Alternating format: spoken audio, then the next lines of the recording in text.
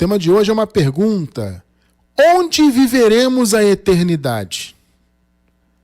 Glória a Deus. Nosso versículo inicial se encontra em Filipenses, capítulo 3, versículo 20. Vamos ler. Mas a nossa cidade está nos céus, de onde também esperamos o Salvador, o Senhor Jesus Cristo. Glória a Deus, coisa linda, né? Igreja abençoada do Senhor, povo amado, igreja sem ruga, sem mácula, livres do pecado, livres do império das trevas, povo mais que vencedor em Cristo Jesus. Meus amados, isso é uma pergunta que muitos se fazem, né, aí fora. Onde viveremos a eternidade? Essa pergunta, a resposta parece óbvia, e na verdade até é, tá? Só que ela deixa de ser óbvia para muitos devido aos muitos pensamentos que nós encontramos no mundo, né?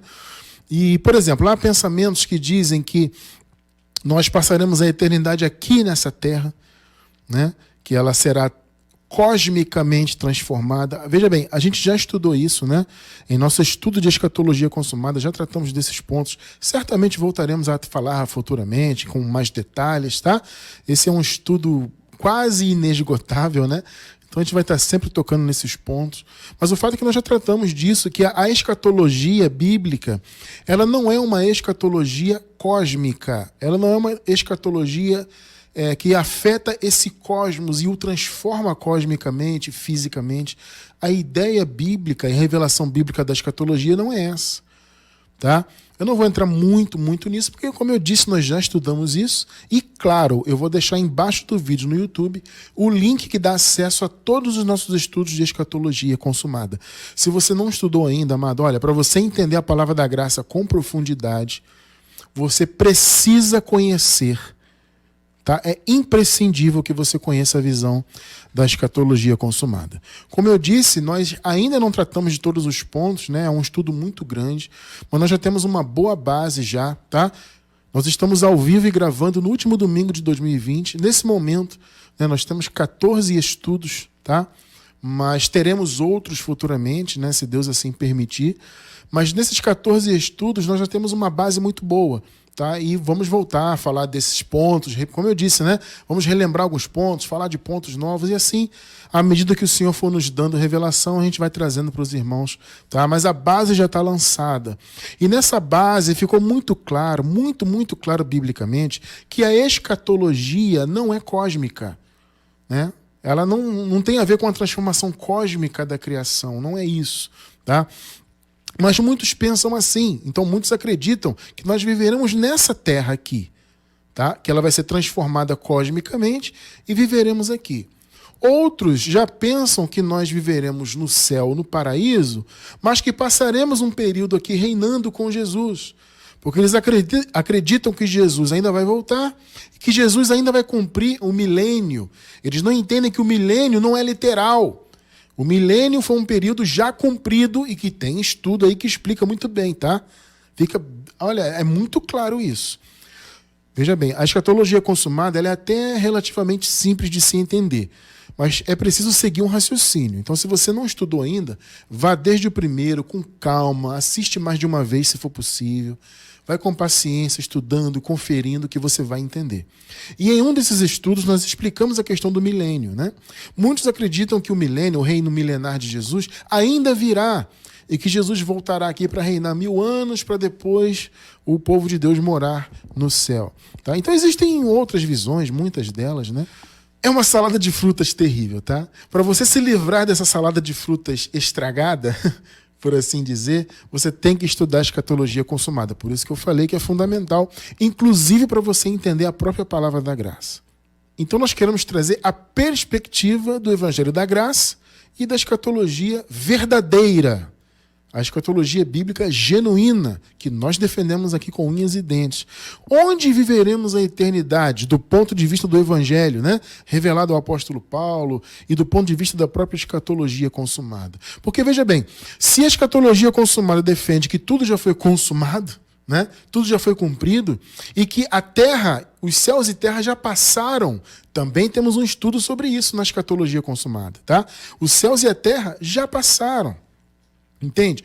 Então, se os céus e a terra já passaram, se já vivemos em uma nova criação, onde veremos a eternidade? Porque aqui na terra não vai ser, nessa terra física que eu digo, tá? Nesse âmbito de terra que eu digo aqui. Por quê? Porque o pensamento de Deus para a terra é aquele que nós encontramos, por exemplo, em Eclesiastes, né? Uma geração vai, a outra geração vem, mas a terra permanece para sempre. Deus criou a terra, amados, para que ela seja eterna. E Deus a criou para que houvesse gerações após gerações. Esse é o plano de Deus revelado, tá? Só que, veja bem, o reino de Deus, você vai ver isso conosco ao longo desse estudo, ele não é dessa terra material aqui. Você vai entender bem isso, tá? Então, estou só dando uma introdução.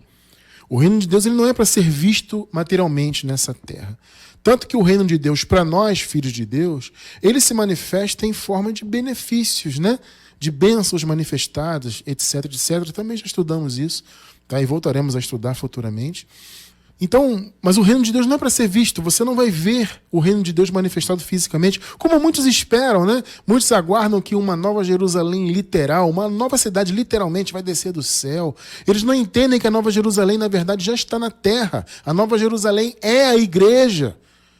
Entende? Eles não compreendem isso. Pensam que vai vir literalmente uma cidade. E não é isso, amado. Sabe? Então, essa terra aqui, ela vai seguir a sua história. Sempre vai seguir. Deus a criou para que ela seja eterna. Tá? Então, uma geração vai, a outra geração vem, mas essa terra permanece para sempre. Mas e o pós-vida? Nós estamos aqui, né, cumprindo esse período dessa vida que Deus determinou para nós, essa vida material, mas existe, claro, um depois, um momento após essa vida, que é a vida eterna.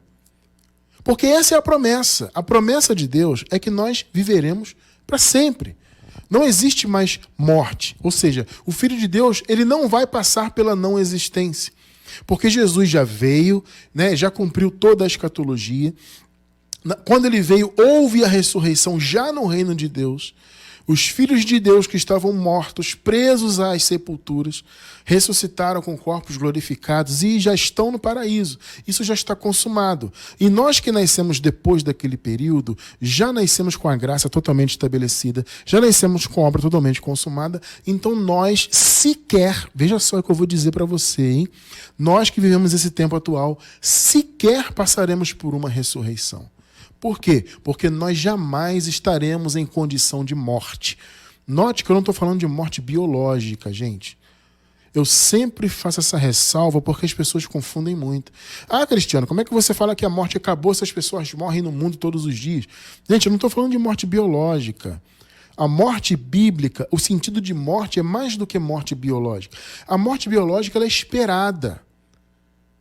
A morte biológica é a morte de Adão. O que Deus disse para Adão? Se pecar, certamente morrerá. Adão tem que morrer. A morte biológica é esperada. O que não é esperado é a morte do Filho de Deus no total. Ou seja, o Filho de Deus ele não entra na não existência. O Filho de Deus permanece vivo na sua alma. O Filho de Deus ele é triúnico hoje. Corpo, alma e espírito. E são instâncias diferentes, tá? Nós voltaremos a tratar desse assunto em outra oportunidade, tá? São instâncias diferentes. Uns dizem que a alma é carne, outros dizem que a alma é o mesmo que espírito. Na verdade, não. São três instâncias distintas. Corpo, alma e espírito. Essas instâncias unidas formam o Filho de Deus. O Filho de Deus ele tem corpo, alma e espírito. Nesse mundo material, o nosso corpo ainda é de Adão. Mas nós teremos um corpo glorificado e seguiremos sendo triúnicos. Só que num corpo glorificado, com uma alma restaurada, tá? E com o nosso espírito. Então, na eternidade, você seguirá, nós seguiremos sendo triúnicos. Só que uma outra realidade. Tá? Também voltaremos a falar de alma, vamos tratar disso, da restauração da alma. Amado, tem muita revelação boa para a tua vida, aguarde, que se Deus permitir, a gente vai continuar crescendo em graça ao longo dos estudos que vierem pela frente. Tá? Então, com muita paciência, perseverança, a gente vai alcançar o conhecimento pleno da palavra, tá bom? Então, essa é a promessa de vida eterna. Você nunca verá a morte. Ainda que o seu corpo biológico, que nós entendemos hoje que esse corpo não passa de um invólucro, né? Uma vestimenta, até o Paulo mesmo usa essa metáfora de vestimenta, né? Ainda que o corpo biológico passe, ele acabe, porque tem que acabar, você segue vivo, por isso que a morte não te alcança. Então nós, voltando ao que eu tinha falado, nós não passaremos por uma ressurreição. Veja bem, amado, isso parece herético, né? Mas que absurdo, esse cara está dizendo que não existe ressurreição. Amado, eu estou dizendo que não existe para quem é vivo para sempre. A ressurreição houve para aqueles irmãos que viveram antes da consumação de todas as coisas. Por quê? Porque eles ainda estavam sujeitos ao Hades, à morte, à não existência plena. Vocês estão entendendo? Então, todos os irmãos, os filhos de Deus, todos que morreram antes da vinda de Cristo, eles estavam presos à morte. Eles estavam presos na sepultura. Veja, não é sepultura física. É deixar de existir, é ser aniquilado. A morte da alma era a aniquilação do Filho de Deus por completo. Né? Porque a carne ia para o pó, isso já, como eu disse, isso já é o destino da carne normalmente, de Adão, mas a alma também ia. A alma que Deus havia atribuído, né, ao homem, ao filho dele, morria, ia para a sepultura junto com a carne. Né? Então a carne ia para a sepultura física e a alma ia para a não existência. A alma era aniquilada. Então aqueles irmãos que passaram por essa experiência de morte, que viveram e estavam ainda submetidos ao Hades, esses irmãos foram libertos desta condição. Este, inclusive, foi o arrebatamento. Foi a retirada dos filhos de Deus das mãos da morte. No estudo de escatologia, nós temos um tema sobre isso, tá? Que fala de arrebatamento, ressurreição, essa coisa toda. É um tema muito bom. Tá? Então, você que não estudou escatologia consumada, estude, porque é muito, muito bom e muito importante você entender isso. Tá? Então, os irmãos que viveram e morreram, né, antes da vinda de Cristo no ano 70, eles estavam ainda à mercê da morte e da alma. E eles estavam presos quando morriam. Quando o Adão deles morria, a alma morria e ficava presa na não existência. Ao voltar, Jesus trouxe a ressurreição prometida. Então eles estavam mortos e ressuscitaram em corpos glorificados. Nós não passaremos pela ressurreição porque já estamos em condição de vida. O apóstolo Paulo disse, o último inimigo a ser aniquilado é a morte. Quando Jesus voltou, ele aniquilou o Hades para sempre. Vocês estão entendendo o ponto? Eu estou deixando isso bem claro. Eu estou indo devagar para que haja um bom entendimento. Então, não é heresia dizer que não há mais ressurreição, porque ressurreição é para quem está morto. Quem estava morto na não existência é quem viveu antes da vinda de Cristo. Nós que vivemos depois, vivemos em uma outra condição. Já vivemos em condição de vida eterna. Que privilégio, né? Que privilégio. Pensa bem nisso, é um privilégio maravilhoso. Deus ter permitido você nascer nesse mundo já nessa condição de vida eterna. Tá? Então, o que acontece, amados? Onde viveremos a eternidade depois dessa vida? Estamos aqui num momento de vida terrena, tá? Mas temos prometida e já garantida uma vida eterna. Triunicamente, né? Corpo, alma e espírito. Só que, repito, corpo glorificado. É um outro tipo de corpo, é uma outra realidade. Alma restaurada. Uma alma sem qualquer resquício de lembranças más, né, de influências da carne. Por quê? Porque a carne e o sangue não podem herdar o reino de Deus. Tá? Então é uma alma restaurada. E há promessa na Bíblia para isso. Futuramente vamos estudar isso aí. Já temos 2 estudos sobre a alma e teremos mais. Tá? Então é corpo glorificado, alma restaurada e espírito. Os 3 juntos de novo na eternidade. Mas onde será isso? Será que na terra, como alguns dizem? Vamos ver, vamos caminhar nesse conhecimento aí. O que nós vemos no primeiro versículo? Que a nossa cidade está nos céus. Efésios 3:20. Essa informação que o apóstolo Paulo nos passa, né, de que a nossa cidade está nos céus, na verdade, nessa frase há 2 revelações. E há duas informações, né? Quais seriam, então, irmão Cristiano, essas informações? Primeiro, a informação da nossa origem. Porque a nossa cidade é onde nós nascemos, né? Quando diz a nossa cidade, é mais do que onde nós moramos. Tá? Porque, veja bem, a pessoa que mora numa cidade, ela pode dizer que aquela cidade é dela. Mas aquela cidade só passa a ser dela quando ela vai para lá. Agora, quem nasce na cidade, mesmo que ele saia dessa cidade, ele pode dizer, não, a minha cidade. Então, eu nasci no Rio de Janeiro. Se amanhã ou depois eu for morar, sei lá, na Europa, a minha cidade continua sendo o Rio de Janeiro. Você entende? Eu moro na Europa, mas a minha cidade é no Rio. Vocês estão entendendo o ponto? Quando diz a nossa cidade, algumas versões dizem a nossa pátria está nos céus, é no sentido, são duas informações. Primeiro, da nossa origem. E também do nosso destino. São duas informações aqui, duas revelações. Fala da nossa origem, porque espiritualmente a nossa origem é celestial, né? O nosso espírito veio de Deus, né? É um elemento de Deus. A gente brinca e usa uma metáfora que é o DNA de Deus em nós, né? Ou seja, é o que há de Deus em nós, é o que nos caracteriza como filhos de Deus, é termos espírito, né? Esse nosso espírito tem origem, obviamente, celestial. Tá? Então a nossa origem, a nossa pátria são os céus. Ou é o céu, é o paraíso, né? O paraíso é a nossa pátria. É onde nós nascemos do ponto de vista espiritual e onde viveremos com corpo, alma e espírito. Percebem isso? Esse é o entendimento. Veja só a questão da nossa origem.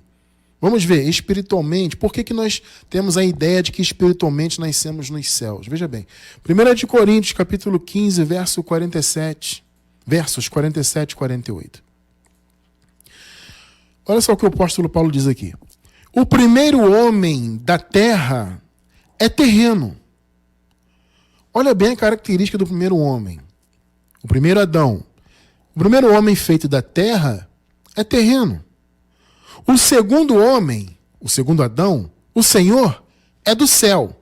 Então aqui você percebe dois Adões, né? Nós já estudamos sobre isso também, sobre os dois Adões, tá? O primeiro homem da terra é terreno, o segundo homem é do céu. Agora veja o 48. Qual o terreno? Tais são também os terrestres. E qual o celestial? Tais também os celestiais. Então você observa aqui dois grupos. Os de origem terrena e os de origem celestial, né? Nós trazemos as duas imagens, né? Paulo diz, nós temos enquanto estamos nessa vida terrena aqui, nós temos as duas imagens, do que é terreno e do que é celestial. Mas espiritualmente nossa origem é celestial, por isso somos chamados de celestiais. Por quê? Porque a sua pátria é o céu. A sua origem espiritual é o céu. A minha é o céu. Tá? Porque o Espírito veio de Deus. Vocês estão percebendo isso? Então, o primeiro homem formado da terra é terreno, mas o segundo homem é celestial e assim são os celestiais, ou seja, os que têm a mesma origem.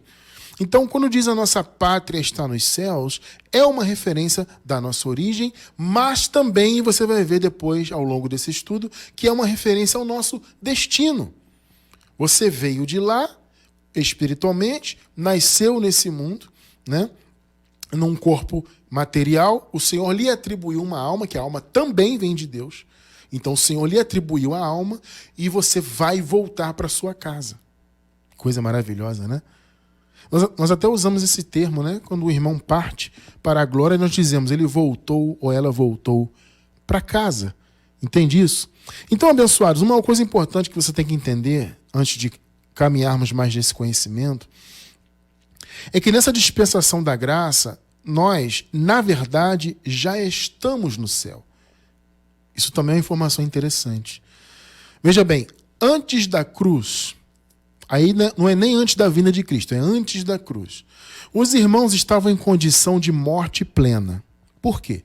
Porque eles estavam à mercê da morte no sentido do Hades, ou seja, a não existência da alma, mas eles também estavam em condição de morte espiritual.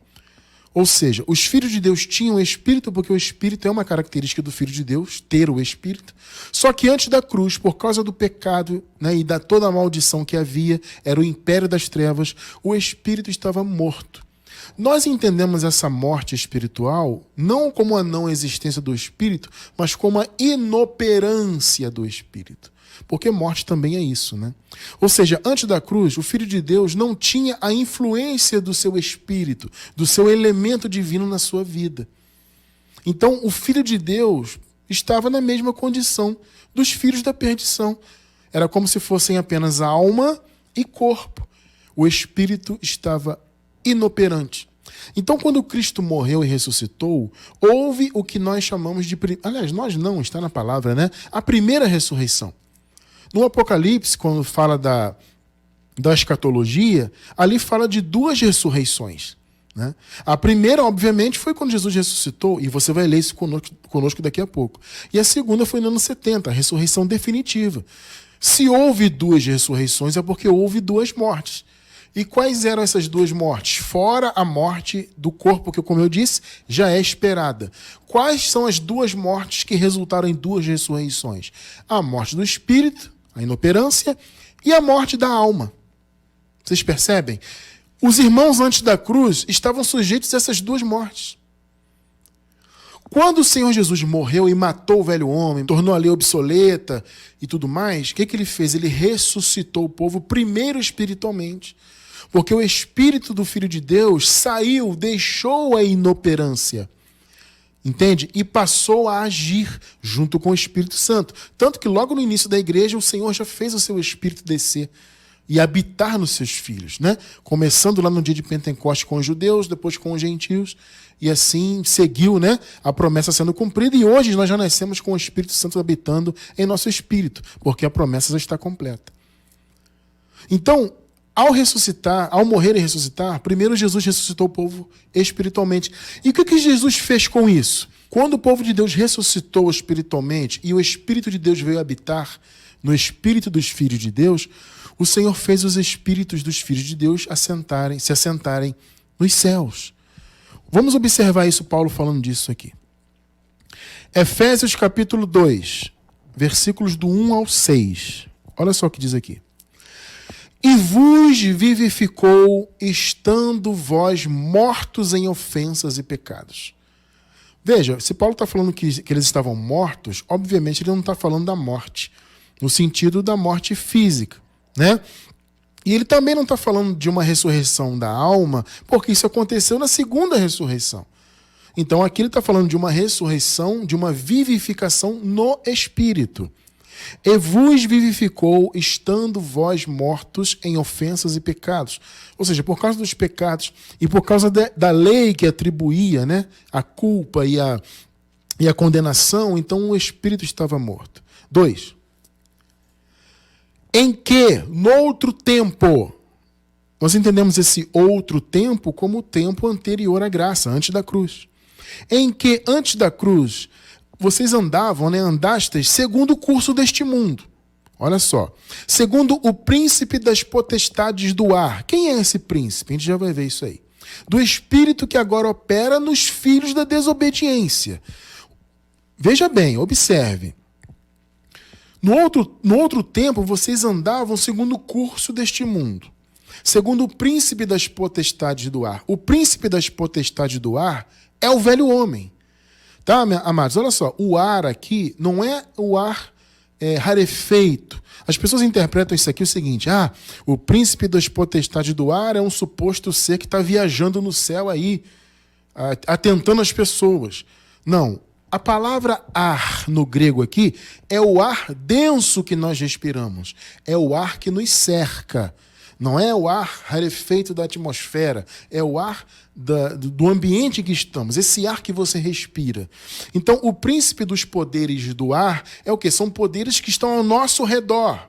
E a palavra espírito aqui tem um sentido de disposição, porque veja bem, a palavra espírito, pneuma no grego, ela significa, obviamente pode ser utilizada, e era muito utilizada, para se referir a seres espirituais, né? Ou seja, aos anjos que eram espíritos ministradores, ao Espírito de Deus, o Espírito de Cristo, o próprio Espírito do homem. Só que a palavra pneuma não significava apenas isto. Então, o que diz o significado da palavra é o contexto, é o que está querendo ser dito no contexto. Tá? A palavra pneuma, tá? Espírito no grego, que significa literalmente vento, né? Ela também tinha um sentido de disposição ou de motivação. Então, o que o apóstolo está dizendo aqui? O príncipe das potestades do ar, que na verdade é o velho homem, né? São poderes que nos cercam, que é o ar que nos cerca, é o ar que respiramos, é o que está ao nosso redor. Esse príncipe, entre aspas, esse poderoso, né? Motivava os filhos da desobediência, sempre motivou. Só que antes os filhos de Deus andavam na mesma motivação. É isso que Paulo está dizendo aqui. Tá? Então, vamos ler nessa perspectiva. No outro tempo, vocês andavam segundo o curso deste mundo. Assim como os filhos da perdição andam, só na carne, né? Segundo o príncipe das potestades do ar, do espírito ou da motivação ou da disposição que atua, que opera pelos filhos da desobediência. Veja só o 3. O 3 tem a resposta. Entre os quais todos nós também antes andávamos nos desejos da nossa carne. Pelo amor de Deus, para você interpretar o texto bíblico, tem que ir no contexto. O príncipe das potestades do ar é o velho homem, é a vontade da carne. O ar não é o ar lá de cima, onde tem um suposto espírito voando. Não é isso. O ar é o ar que nos cerca, é o ar que respiramos. Então isso é um apontamento de algo que está ao nosso redor. É um poder que está ao nosso redor. Sabe? A carne tem esse poder de influência negativa. Então, o príncipe aqui, o que governa esse poder que nos cerca, é a carne. É só você ver o contexto. Então, nós andávamos também assim como os da perdição. Andávamos nos desejos da nossa carne, fazendo a vontade da carne. Percebe? E dos pensamentos. E éramos, por natureza, filhos da ira. Olha aí. Como os outros também. E eu lhe pergunto agora, abençoado irmão, abençoada irmã, por que antes da cruz eles eram como os filhos da ira? Você já tem a resposta, eu falei agora há pouco. Porque o espírito estava morto. Percebe? Se o espírito do Filho de Deus estava inoperante, se ele não podia atuar, né, para ajudar o Filho de Deus a combater as obras da carne, o Filho de Deus estava como os filhos da perdição. É alma e corpo carnal, o espírito morto. Por isso que Paulo disse, vocês antes dessa vivificação, antes de serem vivificados espiritualmente, vocês eram como os da perdição. O espírito estava morto, pegou, né? 4 e 5. Mas Deus, que é riquíssimo em misericórdia, pelo seu muito amor com que nos amou, estando nós ainda mortos em nossas ofensas. Note que isso é para eles lá. Isso não é para nós aqui, hein? Tá? Você nunca esteve morto em pecados, você já nasceu livre disso. Tá bom? Essa é uma palavra para quem teve aquela experiência naquela época, os irmãos que nasceram antes da cruz. Mas Deus, que é riquíssimo em misericórdia, pelo seu muito amor com que nos amou, estando nós ainda mortos em nossas ofensas, antes da cruz, nos vivificou juntamente com Cristo pela graça. Sois salvos. Pegou? 6. E nos ressuscitou juntamente com ele. Veja bem, essa ressurreição aqui foi a mesma do ano 70? É claro que não. Mais uma vez, houve 2 ressurreições. A primeira foi espiritual, a segunda foi na alma. Tá? A carne não, eu já disse, a carne espera-se que ela morra. É o destino do velho homem morrer biologicamente. Ponto. Agora, alma e espírito não. Não dos filhos de Deus. Tá? A alma do Filho de Deus não morre. Entenda isso. Então, na morte e ressurreição de Jesus, primeiro ele ressuscitou os espíritos dos filhos de Deus. Por isso ele possibilitou, inclusive, a abertura para que o seu espírito habitasse nos espíritos dos filhos de Deus. Porque os espíritos passaram a estar vivos. Entende? E nos ressuscitou, então, juntamente com eles. Ou seja, eles que estavam mortos em pecados, eles que estavam mortos espiritualmente antes da cruz, foram ressuscitados com Cristo. Primeiro espiritualmente. A ressurreição definitiva foi no ano 70. e nos fez assentar nos lugares celestiais em Cristo. Olha aí, ó. Então o espírito que estava aqui nessa terra morto, ele foi ressuscitado e foi levado a se assentar no reino de Deus de novo, no paraíso. A palavra assentar vem do grego sukkazo. Ela significa sentar-se junto. Tá? Então, imagina só, quando você vai comer com a sua família, né? Nós estamos aí no fim do ano, muitos se reúnem para comer e tal, conversar. Esse é o sentido, é se assentar junto. Então, o que o Senhor fez? Ele fez com que os espíritos dos filhos de Deus se assentassem juntamente aonde? No céu, lugares celestiais, vem do grego epuranios, significa o paraíso, o lugar onde Deus mora, a habitação de Deus. Então, quando Paulo diz que o Senhor nos vivificou e nos ressuscitou com Ele, primeiro espiritualmente, e nos fez assentar em lugares celestiais em Cristo Jesus, o que Paulo está dizendo? Que o Senhor nos ressuscitou e nos colocou no céu. Ele ligou o céu até nós. É isso que Paulo está dizendo. Então, nós estamos espiritualmente no céu. É isso que Paulo está falando aqui. Olha, gente, antes da ressurreição de Jesus, vocês estavam em condição total de morte. Vocês estavam à mercê da morte, da não existência da alma, e vocês estavam à mercê também da morte espiritual.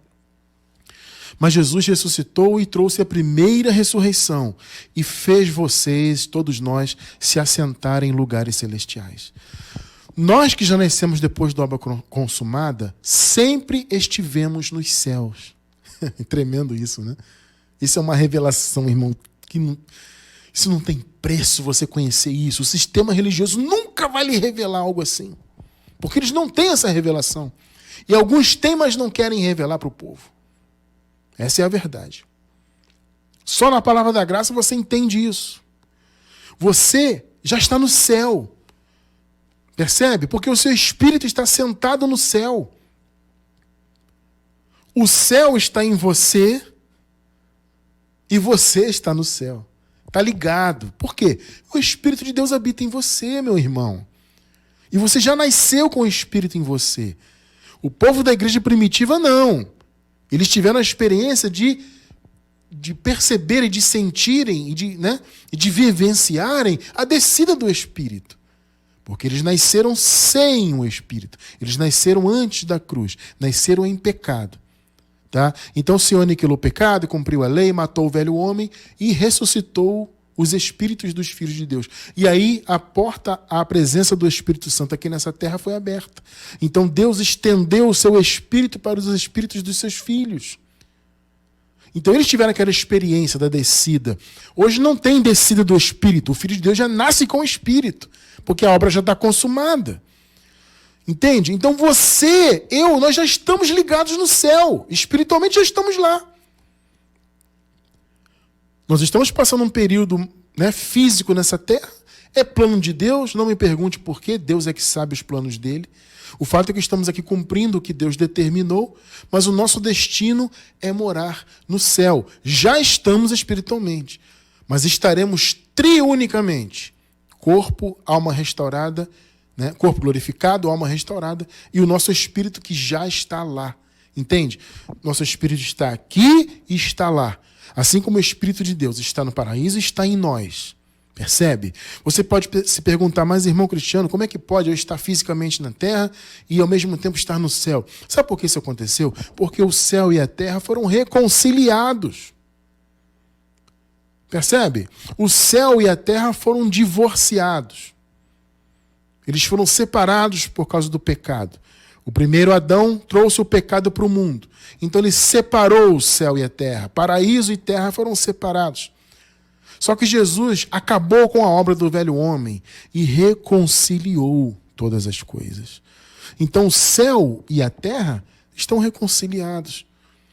E qual é o cordão umbilical, por assim dizer, tá, do céu e da terra? É a presença do Espírito Santo aqui. A ligação do céu e da terra é o Espírito Santo em nós.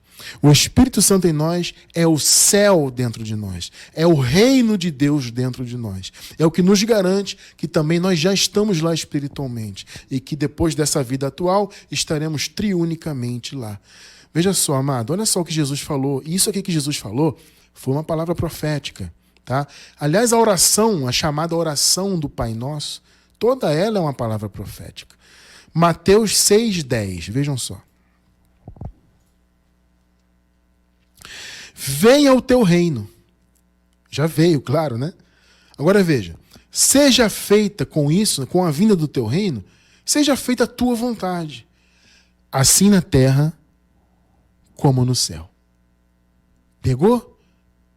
Assim na terra como no céu. Céu e terra unidos na vontade de Deus. Percebe? Vamos ver Paulo falando disso. Efésios 1:10. Para a dispensação da plenitude dos tempos, de fazer, olha só, amado, de fazer convergir em Cristo todas as coisas, tanto as que estão nos céus, como as que estão na terra. Pegou aí ou não? Percebeu a ligação e a reconciliação do céu e da terra? O que significa convergir? Convergir é se reunir. Então, na plenitude dos tempos, o plano de Deus era esse. Era reconciliar o céu e a terra. Então, as coisas que estão nos céus e as coisas que estão na terra foram reconciliadas em Cristo. E o que une céu e terra, paraíso e terra material, a presença do Espírito Santo na vida dos filhos de Deus. O céu, o terceiro céu, né? E a terra foram reconciliados, mas eles são âmbitos distintos. Mais uma vez, a ligação deles está na presença do Espírito Santo em nós. Entende? É isso que liga o céu e a terra, tá? Mas eles são âmbitos distintos. O reino dos céus e a terra são âmbitos distintos. Estão reconciliados pela obra de Cristo, pela presença do Espírito Santo em nossos espíritos aqui na terra, mas eles são âmbitos distintos. Por isso que Jesus falou isso aqui. Lucas 17, versículos 20 e 21. E, interrogado pelos fariseus sobre quando havia de vir o reino de Deus, respondeu-lhes e disse: o reino de Deus não vem com aparência exterior. Olha aí, amado. 21. Nem dirão, ei-lo aqui ou ei-lo ali, porque eis que o reino de Deus está dentro de vós. Olha que palavra de Jesus.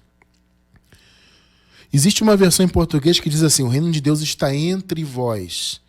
Essa é uma versão errada, porque a palavra no grego é dentro, dentro de vós, dentro. Por isso que nós trouxemos essa versão aqui que está correta à luz do grego, tá? O reino de Deus está dentro de vós. Olha o que Jesus falou. Vocês não vão ver nesse mundo material o reino de Deus se manifestar. O pessoal está esperando aí o reino vir fisicamente, como eu disse, né? Uma suposta cidade descer de ouro e vai descer. Percebe que o povo está vendo literalmente a Bíblia? O que não tem que ser visto? É claro que muitas coisas são literais. Entende? Mas você tem que saber diferenciar e compreender o que não é literal. A cidade vinda do céu é a igreja. É a Nova Jerusalém que é a igreja. Mas as pessoas estão esperando, literalmente. Elas querem ver o reino de Deus nesse mundo. Isso não existe. O reino de Deus não é para ser visto nesse mundo aqui. É o que Jesus deixou claro. Vocês não vão ver, está ali, está aqui. Não, está dentro de vós. Então, nesse mundo material, o reino está aqui. Percebe isso? Dentro de nós, dentro dos nossos espíritos. É isso que liga a criação com o paraíso. A ligação é essa. A reconciliação é essa. Estão reconciliados, mas são âmbitos distintos. Coloque isso na tua mente. Alguns interpretam que viveremos aqui nessa terra porque eles têm uma visão de uma restauração cósmica, que eu já expliquei que não é, a escatologia nunca foi cósmica, mas eles têm essa visão que Jesus ainda vai voltar para restaurar essa terra cosmicamente, fisicamente, e viveremos eternamente aqui. Eles têm essa ideia baseados em algumas passagens bíblicas, Como essa, por exemplo, aqui. Mateus capítulo 5, verso 5. Bem-aventurados os mansos, porque eles herdarão a terra. Percebe aqui? Então a pessoa pega esse versículo e está vendo aí, ó, os mansos vão herdar a terra, viveremos nessa terra. Tem também uma passagem em Salmos, se eu não me engano é Salmo 37, que também fala disso, né? Os filhos de Deus vão herdar a terra. Abençoado, o que significa herdar a terra? Significa que eu vou viver literalmente nesta terra aqui? É isso que está sendo dito? Claro que você pode interpretar literalmente. Mas veja bem, nesse mesmo capítulo de Mateus 5 aqui, no contexto praticamente imediato desse versículo, tem uma resposta. Veja bem, antes de tudo, vamos entender o seguinte. Quando Jesus fala dos mansos, ele está falando também dos que choram, pois serão consolados. Tá? Ele está falando também dos pobres de espírito. O pobre de espírito é o humilde, tá, gente? Porque a expressão pobre de espírito, em nosso português atual, ele tem um sentido muito negativo, né? Ah, esse cara é pobre de espírito. Mas aqui o sentido é humilde, tá? Então, veja bem, os mansos, os humildes, pobres de espírito, os que choram, que seriam consolados, os que têm sede de justiça e alcançariam a justiça. Gente, esses não são grupos diferentes. Entenda isso. Jesus estava falando do mesmo grupo. Percebe? Jesus estava falando não de grupos distintos, mas do mesmo grupo e de características diferentes desse mesmo grupo. Esse mesmo grupo são os mansos, são os pobres de espírito, são os que tinham sede de justiça. Eu não tenho mais sede de justiça, espiritualmente falando, você também não tem. Percebe isso? Porque justiça Jesus já fez. Você já nasceu num ambiente de justiça divina. Todos nós nascemos. Então entenda isso. Os mansos, os pobres de espírito, os que têm sede de justiça, os que choram, etc., são o mesmo grupo. Pegou? São os filhos de Deus. Tá? Agora veja o versículo 3, a promessa que Jesus dá aos filhos de Deus. Mateus 5:3. Bem-aventurados os pobres de espírito, porque deles é o reino dos céus. Percebe? Você entende que não faz sentido os mansos serem um grupo diferente, ficarem na terra, tá? E os humildes, pobres de espírito, né? Serem um outro grupo que vai viver no reino dos céus? Você entende que não faz sentido separar isso? Está percebendo o ponto? Entende que os mansos, os que choram, ou os que choravam, né? Porque é passado, já está consumado. Mas o Jesus disse, né? Os que choram que serão consolados, os pobres de espírito, os mansos, é o mesmo grupo. São os filhos de Deus. O que ele disse? Que os filhos de Deus, o reino dos céus é deles. Então, o que é herdar a terra? O contexto explica. Não é literalmente esta terra transformada cosmicamente, porque não há promessa de Deus para isso na Bíblia. Entende? Não existe promessa de uma restauração cósmica. A escatologia bíblica nunca foi isso. Então, o que é herdar a terra? Amado, essa expressão herdar a terra, ela remete ao quê? Àquela herança, por exemplo, que os israelitas tiveram da parte de Deus. Né? Os israelitas esperavam herdar a terra, que hoje é a Palestina, né? Aquela região da Palestina. Era a terra prometida para os judeus na carne, tá? Para o Israel da carne. Agora, qual é a promessa para o Israel do Espírito, que somos nós a igreja? É o reino dos céus. Então, herdar a terra para o Israel celestial é herdar o reino dos céus. E percebe? Quando você deixar esta vida atual, que você está nessa terra aqui, você já está no céu espiritualmente. Mas quando você deixar esse corpo material, você vai habitar o reino dos céus, o paraíso. Aquele mesmo paraíso que Jesus disse que levaria o homem da cruz lá, né? O malfeitor da cruz. Ele não disse que o levaria naquele dia ainda. Obviamente é no sentido espiritual, né? O Paulo não disse que eles estariam assentados em lugares celestiais? Que eles foram assentados? Ou seja, quando Jesus ressuscitou, os filhos de Deus ressuscitaram espiritualmente e foram levados a se assentar no céu espiritualmente. Foi o que Jesus fez com o homem, o ladrão. Ladrão não, malfeitor, né?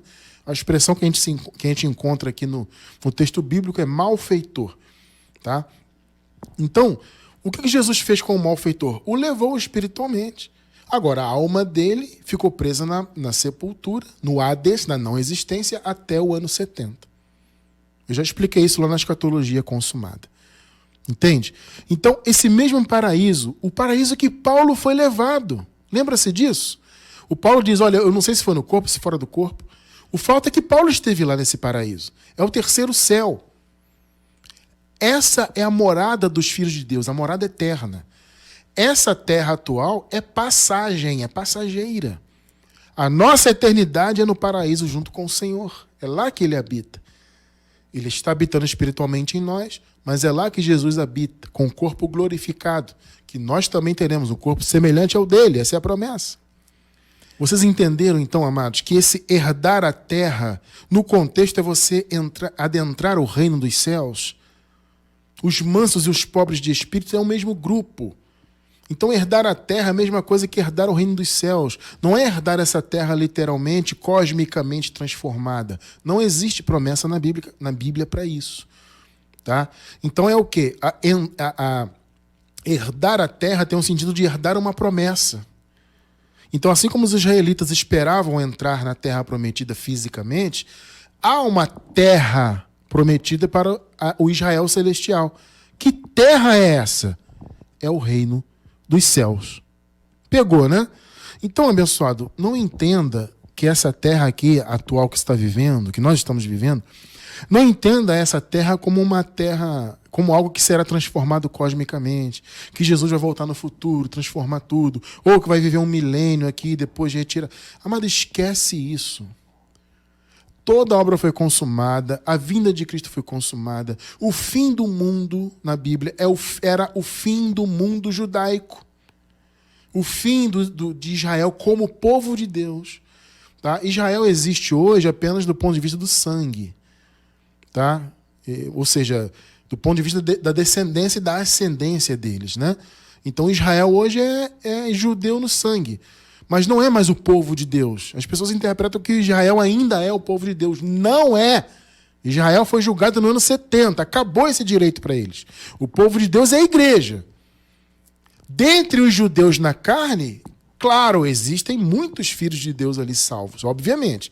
Mas eles, como povo na carne, não são mais povo de Deus. O povo de Deus é a igreja. Então você não tem que esperar nada para o futuro, uma transformação cósmica, não. Quando essa sua vida acabar aqui nessa terra, essa vida biológica que eu digo, você vai viver triunicamente no paraíso. Esta é a promessa. Você vai viver no mesmo lugar que Jesus vive. Percebe? Tá? Vamos ver aqui essa promessa. Primeiro lá em João. João capítulo 14, versículos do 1 ao 3. 1 e 2. Não se turbe o vosso coração. Credes em Deus, crede também em mim. Na casa de meu pai há muitas moradas. Olha aí, ó. Se assim não fora, eu vou-lo teria dito.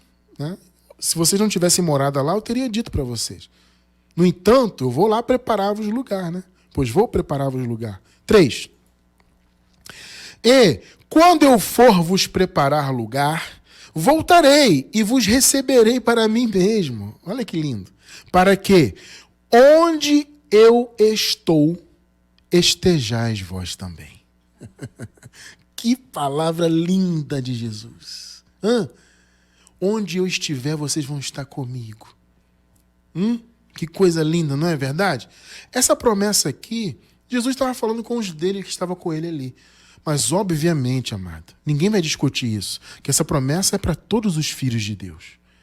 O chamado para nós é vivermos em nossas moradas no céu. Na casa do meu pai há muitas moradas. Essas moradas são os corpos glorificados. Jesus aqui já estava prometendo isso. Vocês vão habitar em corpos glorificados, lá no céu, que é onde é a morada de Deus. Onde eu estiver, vocês estarão. Que coisa linda, amado. Observe, Cristiano, como é que eu posso ter certeza que essas moradas são realmente corpos glorificados? O Paulo fala disso. A gente pode fazer um cruzamento, né, do que Jesus falou aqui agora e do que Paulo disse em 2 de Coríntios, capítulo 5, versículo 1. Veja só que interessante. Sabemos que, se for destruída a temporária habitação terrena em que vivemos, eu acho que essa versão aqui é a nova versão internacional, eu acho. Sabemos que, se for destruída a temporária habitação terrena em que vivemos, esse corpo atual de carne, né, biológico, temos da parte de Deus um edifício. Uma casa eterna aonde? Onde, abençoado? Onde essa casa eterna está? Qual é o local dela? No céu. O céu é o quê? É o paraíso. Não construída por mãos humanas. Pegou aí? A sua casa já está preparada lá. Pegou? Já está lá preparada. Jesus disse, onde eu estiver, vocês estarão. Ele disse para o malfeitor da cruz, hoje ainda vou te levar para o paraíso. O paraíso é o lugar dos filhos de Deus. Você passa um período nessa terra aqui, Deus criou a terra para existir para sempre, uma geração vai, a outra geração vem, a terra permanece para sempre, e os filhos de Deus têm um chamado a herdar a terra, mas é o paraíso essa terra, percebe?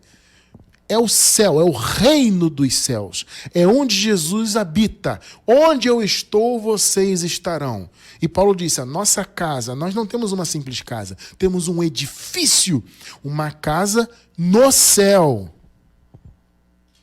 Percebe? Meu amado irmão, minha amada irmã, esse é o teu chamado. E vou te dizer mais, esse chamado está garantido para você. Para mim, para minha esposa, para todos nós.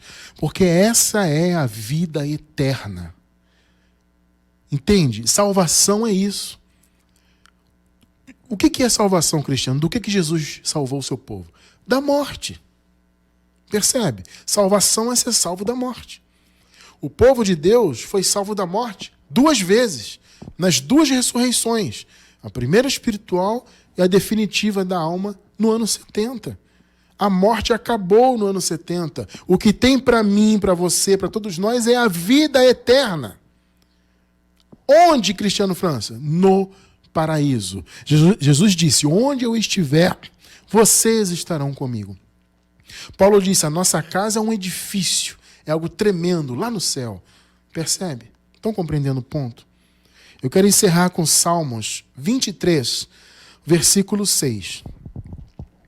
Eu vou ler uma versão específica aqui, a versão revista e atualizada Almeida. Por que eu estou falando isso? Porque essa versão ela tem um final mais condizente, né, com o entendimento todo do Evangelho. Por quê? O Salmo 23, ele é um salmo referente ao reino de Deus. Veja bem, amados, o sistema religioso interpreta o Salmo 23 como sendo algo material. Por isso que eles dizem, por exemplo, quando diz lá no início, né? O Senhor é meu pastor, nada me faltará. Eles interpretam como algo material. Irmão, nada vai te faltar materialmente, sabe? E a pessoa passa por uma dificuldade na vida, ela já fica achando estranho. Poxa, mas na Bíblia tem uma promessa que nada vai me faltar. Porque a pessoa leva para o lado material. Amado, o Salmo 23 é espiritual, percebe? E já é uma realidade. O Salmo 23 já está cumprido. Ele é uma promessa para o reino de Deus, para o paraíso. Entende? Nada te falta espiritualmente. E, obviamente, no reino de Deus, nada lhe faltará. Você já está completo, percebe isso? Espiritualmente. Então, a promessa aqui é espiritual. Vamos ler, então. Olha o que o salmista disse aqui, encerrando esse salmo. Bondade e misericórdia certamente me seguirão todos os dias da minha vida. Amado, a sua vida é eterna ou não é? Vamos lá, vamos raciocinar. Qual é a promessa do Senhor? A vida eterna como um dom gratuito de Deus. Não é isso que Paulo disse? Essa é a promessa. Essa promessa já está cumprida? Sim, porque tudo já está consumado. Tá? Então, todos os dias da minha vida é o quê? É eterno. E aí ele completa. E habitarei na casa do Senhor para todo o sempre. Existe uma versão, as mais tradicionais dizem assim, por longos dias. Esses longos dias é todos os dias da sua vida. Se a sua vida é eterna, então a versão mais correta é essa aqui. Eu habitarei na casa do Senhor para todo sempre. Por quê? Porque a tua vida é eterna. E o interessante, amado, essa palavra habitar no hebraico, ela tem um sentido de voltar para casa. Olha que coisa maravilhosa, extraordinária. Percebe o quão é lindo isso aqui? Quando diz habitarei na casa do Senhor, é um sentido assim. Quando você está, por exemplo, no seu trabalho, está cansado e você volta para descansar. Tem esse sentido, eu voltarei para a casa do Senhor para todo sempre. É um chamado a um descanso eterno no paraíso. A bondade e a misericórdia certamente me seguirão para sempre, todos os dias da minha vida. Ora, sua vida é eterna, então é para sempre. Para sempre você terá bondade e misericórdia do Senhor. E você vai descansar na casa do Senhor. Para sempre. Você viverá a eternidade no paraíso. Eu, minha esposa, todos nós. Esse é o chamado, esta é a promessa de Deus para nós. A vida eterna habitando onde Deus habita. Eu creio e eu vivo essa promessa em nome de Jesus e te convido a crer e viver essa promessa também, porque está escrito. E se está escrito, nós cremos. Está dentro do contexto, está revelado, preto no branco, então eu creio nessa palavra. Você recebe essa palavra? É o nosso chamado. Entende? Então creia, amado, na vida eterna para você. Você é filho de Deus, você é filha de Deus. Todos nós somos filhos de Deus. E viveremos para sempre com o eterno no paraíso, em nome de Jesus.